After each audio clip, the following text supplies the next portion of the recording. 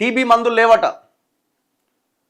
TB అంటే క్షయ వ్యాధి కదా, అదొక వైరస్ ద్వారా వచ్చేటువంటి వ్యాధి. టీబీ అనేది ఒకప్పుడు నయం కాని వ్యాధిలాగా ఉండేది, కానీ ఇప్పుడు టీబీకి మెడిసిన్ అందుబాటులో ఉంది. ఆ పర్టికులర్ కోర్స్ కనుక వాడితే టీబీ నయం కావడానికి 100% అవకాశం ఉంది.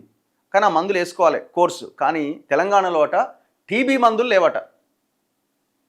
తీవ్ర కొరతతో అల్లాడిపోతున్న క్షయ రోగులు. ప్రభుత్వ కేంద్రాల్లో 3 నెలలుగా నిల్వలు నిల్.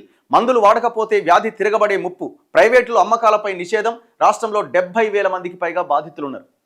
అదేమి ఒక రోజుతో, ఇప్పుడు టైఫాయిడ్ వస్తే 11 days వేసుకుంటారు కోర్స్, కానీ ఇది దాదాపుగా 3 to 6 months వాడాల.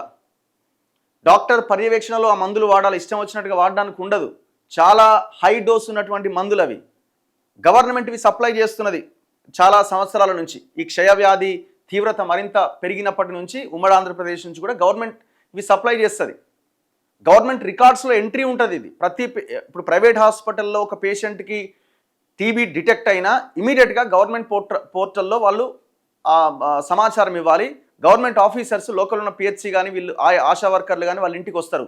మీకు టీబీ ఉందట నిజమేనా అని రాసుకొని వెళ్ళిపోతారు. మీరు మెడిసిన్ వాడుతున్నారని చెక్ చేస్తారు. సో ఇది ప్రభుత్వం గుర్తించింది. సో ఇప్పుడు వాళ్ళకి మందులు లేవట గవర్నమెంట్ మరి ఏం వేసుకోవాలా?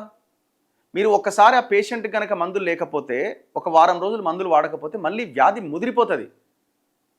ఇది ఒకవేళ వ్యాధి ముదిరితే చనిపోయే అవకాశాలు కూడా ఎక్కువగా ఉంటాయి.